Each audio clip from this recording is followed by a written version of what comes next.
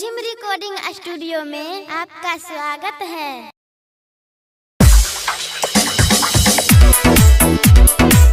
Rimjhim recording studio Simri DJ Shiva, singing by DJ Shiva. कन्या के मन मयो छो महल गे है कहे छो देखाबो की ताजा महल एको दिन ना खींचो हमारा कपड़ा गे एकर पकड़ का फेरा देबै चमारा गे एकर पकड़ का फेरा देबै चमारा गे।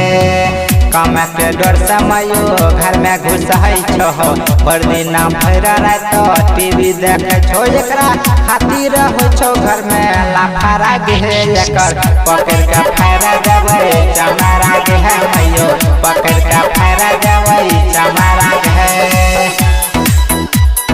रिमझिम रिकॉर्डिंग स्टूडियो सिमरी डीजे सनी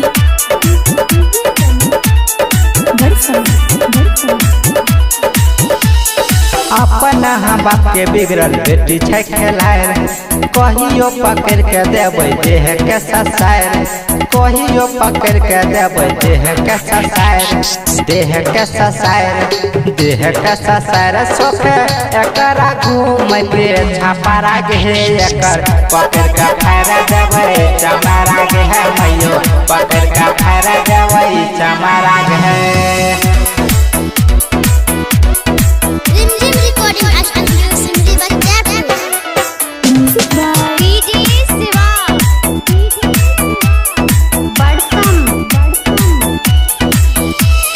रोज रोज कहे छो जेबो नैहर घर में मचैन छो पूरा कहर घर में मचैन छो पूरा कहर अमर पकहर अंकित पकहर परलो डीजे शिवा के जाना खतरा गे एकर पकड़ का फेरा देबै चमारा गे ओके लाल गला फेरा देबै चमारा गे।